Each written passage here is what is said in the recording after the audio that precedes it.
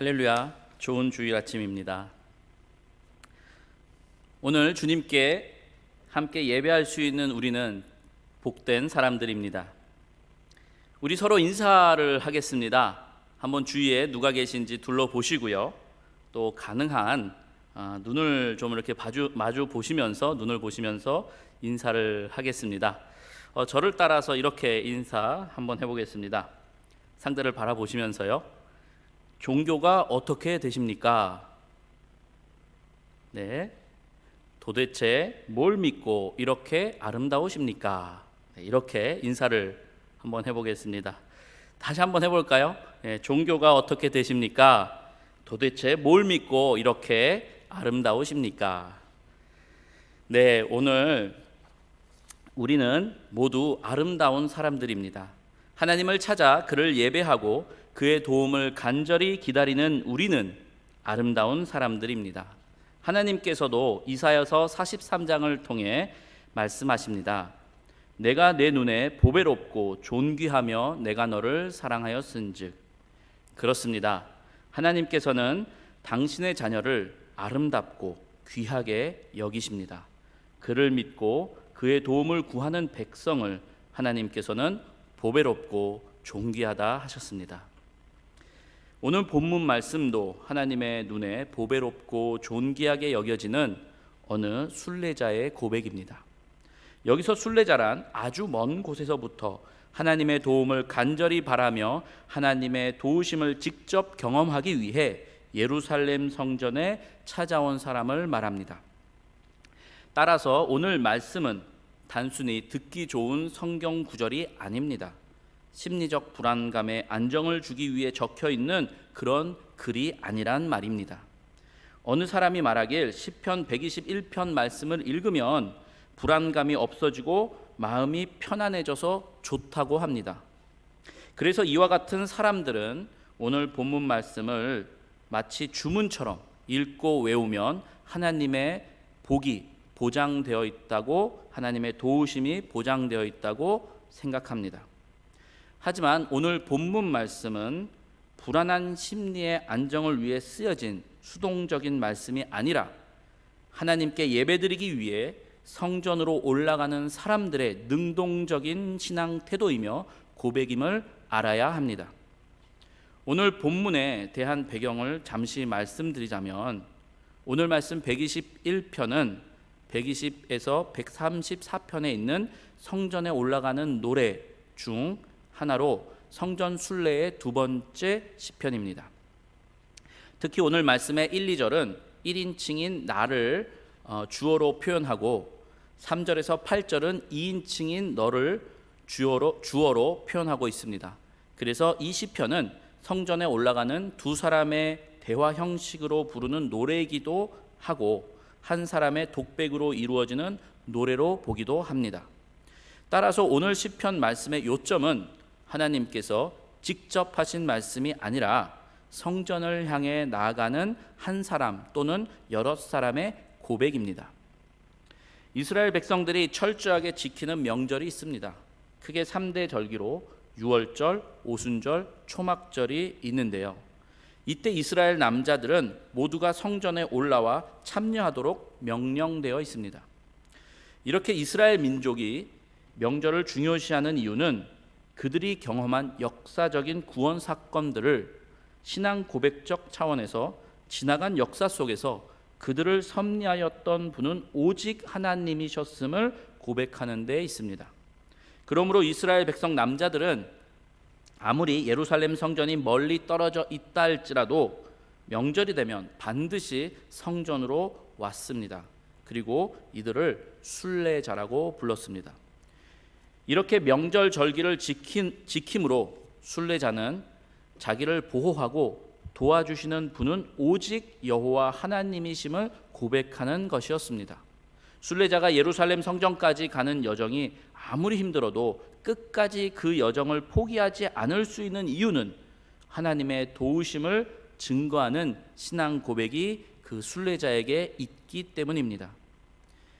예배드리기 위해 시작된 순례자의 힘든 여정은 종착지인 예루살렘이 보이기 시작할 때 비로소 안도하며 평안함을 얻기 마련입니다. 그리고 이때 순례자의 입에서는 오늘의 시편과 같은 찬양 고백이 터져나오게 되는 것입니다. 내가 산을 향하여 눈을 들리라. 나의 도움이 어디서 올까? 나의 도움은 천지를 지으신 여호와에게 서로다. 오늘 우리는 어떤 자세로 예배를 드리고 있나요? 우리는 오늘 이 예배에 어떤 신앙의 고백들을 하나님께 할 수 있을까요? 요즘 같은 비대면 예배가 참으로 어려운 이유는 예배를 향한 우리의 자세 때문이 아닌가 싶습니다. 예배는 하나님을 만나는 특별한 순간입니다. 일상 속에서 역사하시는 하나님을 삶의 하루를 구별하여 특별히 만나는 그 순간입니다.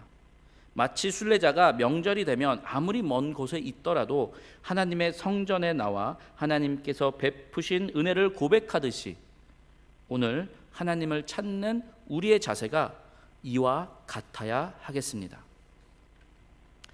예전에 어느 할머니 권사님의 간증이 기억납니다. 이 권사님께서는 주일 아침이 되면은 아침 일찍 목욕탕에 가서 몸을 씻으시고 또 집에 돌아와서 꽃단장을 하시고 교회를 가셨다고 합니다. 교회 주위 사람들은 우리 이 권사님을 보면서 말하기를 교회에 어느 잘생기신 할아버지가 계신가 보다라고 생각했다고 합니다. 하지만 이 이야기를 들은 권사님께서는 버럭 화를 내시면서 하나님 아버지를 만나러 나오는데 이 정도는 꾸며야지 라고 하셨다고 합니다. 아무리 먼 곳이라도 아무리 힘든 여정이라도 하나님을 만나기를 소망하는 순례자처럼 오늘 이 시편 말씀이 우리의 고백이 되기를 주님의 이름으로 기원합니다. 오늘 말씀을 읽으면 시편 저자가 얼마나 힘들었는지 상상을 해보게 됩니다. 그 이유는 시편 저자가 하나님의 성전에 다가오면서 가장 먼저 한 것이 하나님의 도움을 구한 것이기 때문입니다. 사실 하나님의 성전에 나오는 사람의 자세는 우선 하나님의 위대함을 찬양하고 그에게 영광을 돌린 다음에 그 다음에 하나님의 도움을 호소하는 순서가 맞는 것 같은데 오늘 시편 저자는 그렇지 않았습니다. 그는 우선적으로 하나님의 도움을 갈구하는 고백을 했습니다. 눈을 들어 산을 보니 나의 도움이 어디서 올까? 순례자가 얼마나 힘들었으면 성전을 도착하기도 전에 도움을 청하는 도움부터 청했을까요? 눈을 들어 산을 보니 이제 막 성전이 보이기 시작하는데 여기까지 온 것은 정말 올바른 선택이었을까? 과연 하나님은 나의 수고와 헌신을 알고는 계실까? 그리고 이미 멀리 와버린 이제 나는 다시 돌아갈 순 있을까? 나의 삶에 희망이 있을까? 과연 누가 나를 불쌍히 여겨줄까? 라고 생각하지 않았을까? 한번 상상해 봅니다. 그런데 오히려 저는 이것이 하나님의 축복이라고 생각합니다. 힘들고 지쳐서 도움이 필요할 때 즉각적으로 하나님의 도움을 구할 수 있는 사람은 분명히 축복받은 사람입니다. 도움을 얻기 위해 어떤 형식을 차리거나 도움을 얻기 위해 어떤 특별한 곳을 마련하는 것이 아니라 오늘 시편을 노래하는 순례자와 같이 우선적으로 하나님께 도움을 구하는 이 모습은 하나님 백성에게만 주어진 축복이 분명합니다. 예를 들어 보겠습니다. 자녀가 부모에게 점심을 달라고 하기 위해 부모에게 어떤 대가를 지불하지 않습니다. 자녀는 부모에게 점심을 아무 조건 없이 요구할 수 있습니다. 이것이 가능한 이유는 부모와 자녀의 관계 때문입니다. 부모와 자녀의 관계가 확증되는 순간부터 점심 식사에 대한 대가는 이미 치루어졌기 때문입니다.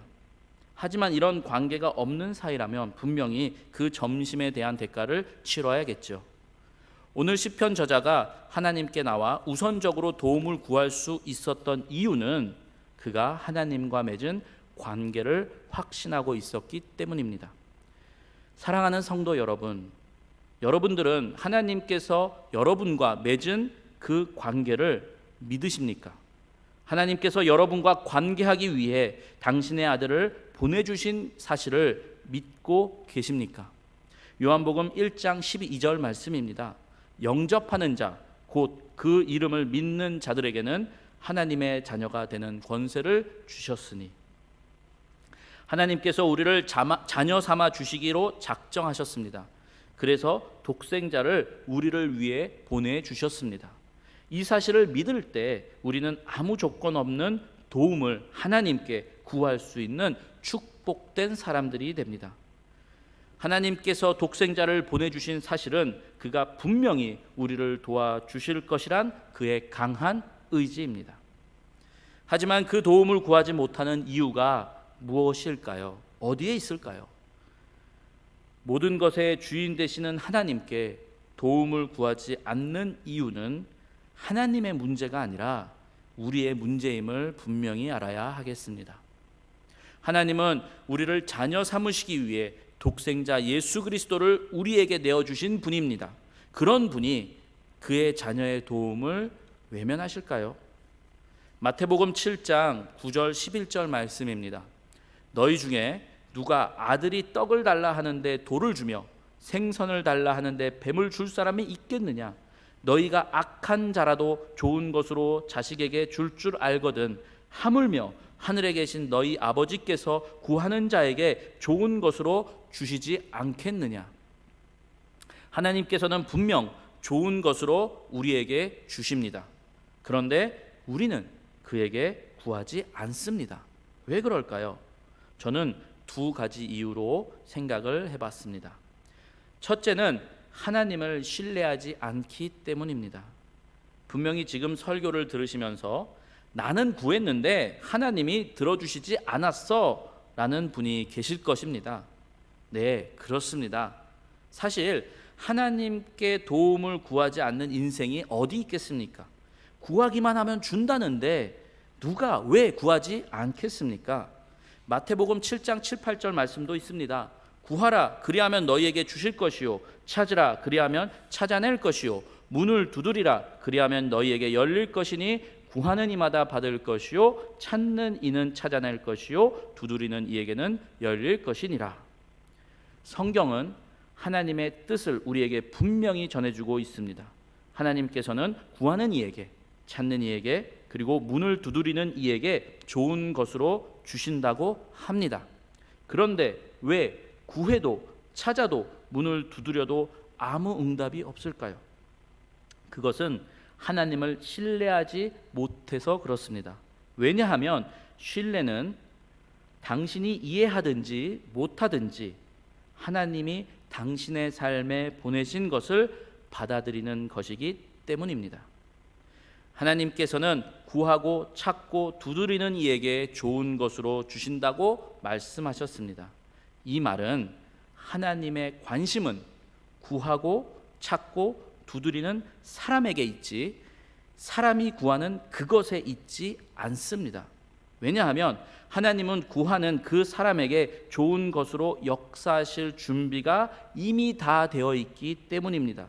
쉽게 말해 하나님은 우리가 구하는 재물, 건강, 성공에 관심이 있는 것이 아니라 하나님을 신뢰함으로써 그에게 도움을 청하는 나에게 관심이 있다는 뜻입니다.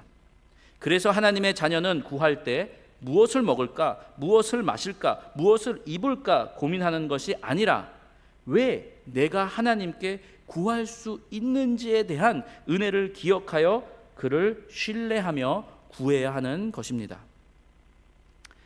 즉 오늘 시편의 순례자는 성전에 도착하기도 전에 하나님에 대한 신뢰가 있었다는 말입니다. 하나님을 만나러 가는 여정이 아무리 힘들어도 하나님이 그에게 베푸실 은혜가 있음을 믿었기에 그가 눈을 들어 성전이 보이기 시작할 때부터 하나님께 도움을 구한 것입니다. 그리고 둘째는 세상의 것에 대한 부러움이 우리로 하여금 하나님께 구하지 못하게 합니다. 어떤 사람들이 이렇게 말합니다. 하나님을 믿는 사람보다 믿지 않는 사람이 훨씬 더 잘 먹고 잘 살더라. 그럴 거면 못하러 하나님을 믿나? 차라리 내 주먹을 믿겠다. 뭐 이렇게들 말합니다. 그런데 사실 이 말도 사실입니다. 세상에는 하나님의 자녀보다 자녀가 아닌 사람들이 더 잘 먹고 잘 살아갑니다. 왜 하나님을 믿는 사람들이 믿지 않는 사람보다 더 힘들고 어렵게 살아가야 하는지 너무 억울하지 않습니까? 사람들이 나의 고난을 보면서 너의 하나님이 어디 있느냐라고 할 때 하나님을 원망하지 않을 수 있을까요? 십자가에 달려 계셨던 하나님의 아들 예수님께서는 네가 만약 하나님의 아들이거든 자기를 구원하고 십자가에서 내려오라 라는 조롱소리에 묵묵히 죽어가셨습니다. 왜 하나님은 믿는 우리보다 믿지 않는 이들이 더 잘되게 하실까요? 저는 그 답이 바로 오늘 시편 121편 2절에 있다고 생각합니다. 오늘 시편 저자는 한 가지 사실을 분명히 믿고 있었습니다. 그는 나의 도움이 어디서 올까라고 한 독백에 이렇게 답합니다. 나의 도움은 천지를 지으신 여호와에게서로다. 그렇습니다. 우리의 도움이 되시는 하나님은 천지를 지으신 분입니다. 그는 온 우주의 주인 되시는 분입니다. 그에게는 불가능이 없습니다. 모든 것의 주인 되시고 다스리시는 분이기 때문입니다. 그런 분을 믿고 의지할 수 있다는 사실을 생각만 해도 새로운 힘이 나지 않습니까? 우리의 아버지 되시는 하나님께서 원하시는 것은 오로지 우리의 도움은 하나님에게서만이 나온다는 것을 알기를 원하십니다. 따라서 세상 사람들이 잘 되는 이유는 우리가 그들을 부러워할 것이 아니라 그들을 보면서 나의 도움은 천지를 지으신 여호와에게서로다를 고백하게 하시기 위함입니다. 세상의 허무한 것에 눈을 돌리지 않고 오직 하나님의 은혜만을 바라보게 하시기 위함입니다. 다시 예를 들어 보겠습니다. 자녀가 배고플 때 부자 친구의 집에 밥상이 부러울 수는 있겠지만 결국 찾아가는 곳은 아버지가 차려준 밥상이 있는 집입니다. 비록 진수성찬은 아니겠지만 아들은 늘 아버지의 집에는 자신을 위해 준비된 밥상이 있음을 알고 늘 아버지께 가면 된다는 사실을 알게 됩니다. 마치 돌아온 탕자가 굶주려 있을 때 드디어 아버지 집에는 먹을 것이 있다라는 사실을 깨닫게 된 것처럼 말입니다. 하나님께서는 세상 사람들이 잘 되는 것에, 잘 사는 것에 관심이 없으십니다. 오로지 그가 우리를 얼마나 사랑하시는지 그리고 그것을 우리가 얼만큼 알기를 바라시고 계신다는 것입니다. 세상 사람들의 잘됨을 부러워하지 맙시다. 오히려 세상 사람들이 우리를 부러워할 때 그들에게 하나님의 사랑을 전합시다. 하나님께서는 오늘 여러분들의 어려움을 알고 계십니다. 그리고 그분은 우리의 유일한 도움이 되십니다. 그분께 도움을 구하시길 주님의 이름으로 기원합니다. 오늘 시편 121편 말씀에서 이어지는 부분은 바로 우리를 향한 하나님의 마음입니다. 하나님의 뜻입니다.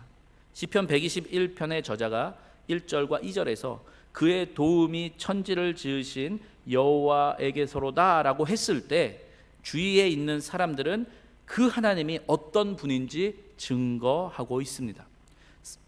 3절과 4절입니다. 여호와께서 너를 실족하지 아니하게 하시며 너를 지키시는 이가 졸지 아니하시리로다. 이스라엘을 지키시는 이가 졸지도 아니하시고 주무시지도 아니하시리로다.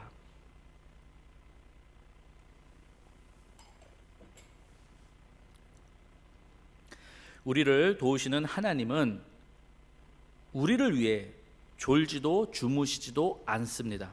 하나님께서는 나를 돕기 위해 쉬지 않고 역사하고 계십니다.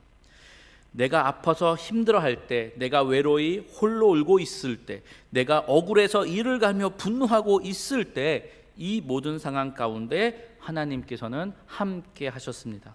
우리의 삶의 모든 상황 속에 하나님께서 단 한순간도 자리하지 않으신 적이 없습니다. 그는 졸지도 주무시지도 않으시면서 우리를 지켜주고 계십니다. 단지 내가 그것을 못 느끼고 인정하지 않을 뿐 우리 하나님은 단 한순간도 우리를 혼자 두지 않으셨습니다. 내 삶의 공허함으로 하나님의 부재가 느꼈을 때도 하나님은 함께 하셨습니다. 5절과 6절입니다. 여호와는 너를 지키시는 이시라. 여호와께서 내 오른쪽에서 내 그늘이 되시나니 낮의 해가 너를 상하게 하지 아니하며 밤의 달도 너를 해치지 아니하리로다. 하나님께서 우리와 늘 함께 하시는 이유는 그 누구도 우리를 해치지 못하게 하기 위함입니다. 혹시 내게 주어진 환경과 상황에 불평하고 계십니까? 마치 출애굽 과정에 있는 이스라엘 백성들처럼 불평하고 있지는 않습니까? 그렇다면 이것을 꼭 기억하시기 바랍니다. 광야는 약속의 땅 가나안으로 가는 과정이라는 사실을 기억하시기 바랍니다. 비록 광야라서 힘들지만 그 광야에서 내리쬐는 햇빛은 우리를 상하게 하지 못합니다. 그리고 광야의 차가운 밤의 달도 우리를 해치지 못합니다. 성경은 분명히 그 사실을 우리에게 말씀하고 있습니다. 이렇게 하나님께서는 광야를 무사히 지나갈 수 있도록 우리를 보호해 주십니다. 지금 겪고 있는 상황이 힘들어도 하나님께서는 그 어려움을 버틸 수 있도록 우리와 함께 하시며 보호해 주실 것입니다. 7절과 8절입니다. 여호와께서 너를 지켜 모든 환난을 면하게 하시며 또 내 영혼을 지키시리로다. 여호와께서 너의 출입을 지금부터 영원까지 지키시리로다. 하나님께서는 한순간의 환난만 면하게 하시는 것이 아니라 지금부터 영원히 우리를 지켜주십니다.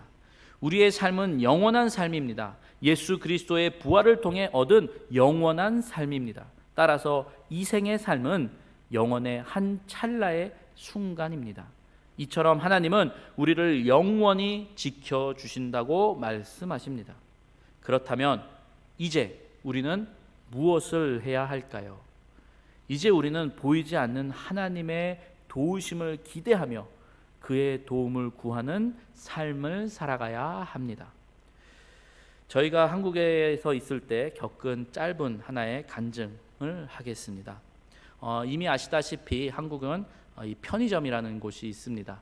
편의점이라는 곳은 굉장히 곳곳에 많고 그리고 24시간 영업을 하고 그리고 없는 것이 없는 그런 곳입니다.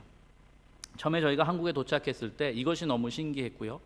일단은 이 작은 공간에 너무나도 많은 것이 있고 볼 것이 많다는 것, 그리고 24시간 동안 문을 닫지 않는 것, 이것이 너무 신기해서 바로 또 마침 집 앞에 이렇게 편의점이 하나 있었기 때문에 굉장히 편의점을 많이 다녔습니다. 더군다나 그 편의점에서 저희 아내가 아르바이트를 또 할 수 있었게 돼서 굉장히 편하게 다니는 편의점이 하나 있었습니다. 작고 이렇게 편의점에 가서 우리가 무엇을 사 먹고 또 구경하고 하다 보니까 자연스럽게 한 3살 반쯤 되었었던 우리 여원이가 그것을 보고 이제 돈의 개념을 갖게 됐습니다. 그래서 이 아이가 이제 집에서 이 편의점을 갈 때는 돈을 가지고 가야 된다. 그리고 돈이 없으면 내가 원하는 것을 살 수 없다라는 것을 알게 되니까 이 아이가 집에 와서 하는 것이 이 집에 굴러다니는 동전들을 모으는 것이었습니다. 보통 이제 이 10원짜리는 그냥 거슬럼 돈으로 이제 마트 같은 데서 주고, 그리고 그런 것은 이제 그냥 이렇게 집에 아무 곳에나 이제 두었기 때문에 우리 여원이에게는 그것이 마치 보물 같은 거였죠. 물론 숫자의 개념은 없었기 때문에 그것의 가치에 대해서는 잘 몰랐지만 분명히 그런 동전들이 있어야지만이 자기가 무엇을 사고 싶을 때 살 수 있다라는 것을 인지하여서 아이가 그렇게 동전들을 집에서 모으기 시작했습니다. 운이 좋을 때는 100원짜리를 줍기도 했고요. 또 더 운이 좋을 때는 500원짜리도 주울 때도 있었습니다. 그래서 그 아이는 그 이제 동전들을 모아서 자기의 저금통에 하나씩 모으기 시작했습니다. 그러던 어느 날 이 저금통이 가득 찼습니다. 가득 찬 저금통을 이 여원이가 보고선 3살 반 정도 되던 이 여원이가 이걸 보고 뿌듯하게 생각하면서 이제 가족을 부릅니다. 엄마, 아빠, 형아를 불러 모아서 이렇게 말합니다. 내가 저금통이 이렇게 꽉 찼습니다. 그래서 오늘 저금통을 열려고 합니다. 그러니 오늘 내가 편의점에 가서 쏘겠습니다. 함께 가서 맛있는 걸 사 먹읍시다. 그래서 우리는 이제 여원이가 앞장서고 그 편의점으로 갔습니다. 그 조그만 편의점에 들어가서 이제 한참 동안 이제 우리가 고르기 시작했죠. 다행히 그 편의점 아저씨가 저희가 단골이다 보니 많이 친했어서 그러한 상황들을 다 지켜보시고 또 흐뭇해하시고 계셨습니다.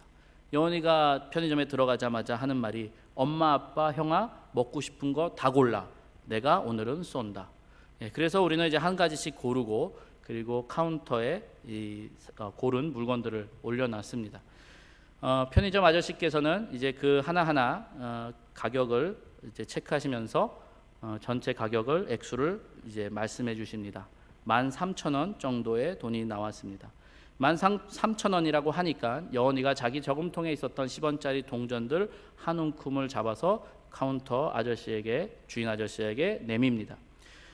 그 작은 손으로 집은 동전은 불과 1,000원, 1,500원 정도밖에 되지 않는 액수였습니다. 한참 많이 부족한 액수였죠. 근데 아저씨께서 그 아이가 놓은 동전들을 세 보시더니 일부 거실름 돈을 여원이에게 돌려주고 이거면 됐어 라고 하고 받으셨습니다. 여원이는 기분 좋게 나갔습니다. 하지만 거기에 여원이가 모르고 있던 사실이 하나 있었는데요. 그것은 바로 여원이 머리 위로 전달된 아버지의 카드가 있었다는 것입니다.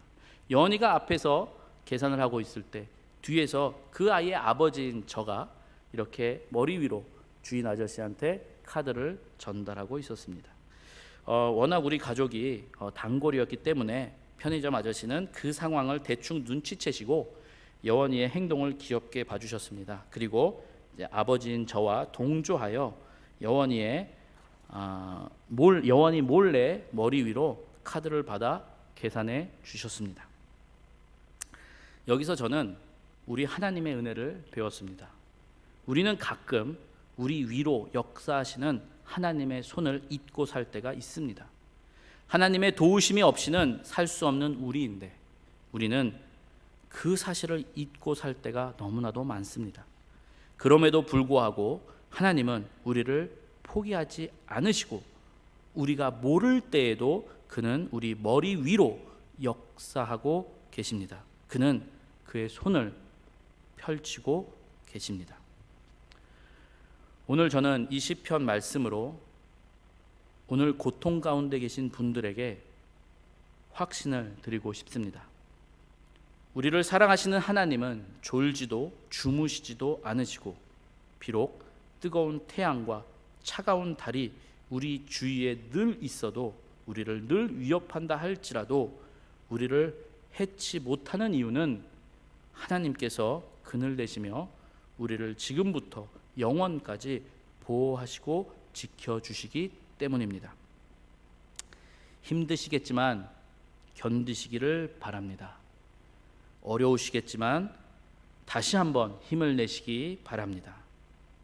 그는 분명 좋은 것으로 우리를 도와주실 것입니다. 우리의 도움은 천지를 지으신 그리고 당신을 만드신 하나님에게서로부터 오기 때문입니다. 기도하겠습니다. 할렐루야. 하나님 아버지, 감사 찬양 영광을 주님께 돌립니다. 우리가 부족하고 연약하지만 늘 우리와 함께 하시고 하나님만 의지할 수밖에 없도록 계속 우리를 부족하고 연약하게 하시니 그럼에도 불구하고 우리를 감싸주시니 주여 감사를 드립니다. 아버지여, 힘들고 어려운 상황에 살고 있는 우리 모두들 주여 기억하여 주시옵소서. 우리의 아픔과 우리의 어려움과 또한 우리가 주님께 간구하는 그 도움에 그 요청에 주여 응답하여 주시옵소서. 그리하여 더욱더 하나님밖에 없다라는 그 고백을 할 수 있는 우리 모두가 되게 하여 주시옵소서. 감사드리며 예수님의 이름으로 기도드리옵나이다. 아멘. 하나님 감사합니다. 하나님, 우리에 있는 모든 것이 하나님 것임을 아버지 고백하며 오늘 주님께 바치는 모든 예물들 위에 또한 그 바치는 모든 손길 위에 주님의 은혜가 넘치게 하여 주시옵소서. 주여, 힘들고 어려울수록 주님께 바치는 이 고백이 우리에게 남는 것을 드리는 것이 아니라 우리의 전부를 드리는 고백이 되어지게 하여 주시옵소서. 그리하여 주님께서 베풀어 주시는 은혜를 경험할 수 있게 하시고 주님께서 채워주시는 그 축복 가운데 우리가 살아가게 하여 주시옵소서. 주여, 오늘 예배드리는 우리 모두들 또한 주님께 나와 헌신하는 모든 이들에게 주여 이 축복이 넘치게 하여 주시옵소서. 감사드리며 예수님의 이름으로 기도합니다. 아멘. 지금은 우리 주 예수 그리스도의 은혜와 한량없는 하나님의 그 사랑과 성령님의 감화감동 교통하심이 비록 힘들고 어려움 가운데 있지만 그래도 눈을 들어 산을 보니 나의 도움은 여호와에게서로다라고 고백하는 모든 우리 성도들 머리 위에와 그의 가정과 그의 사업 위에 지금부터 영원까지 임하기를 간절히 축원하옵나이다. 아멘.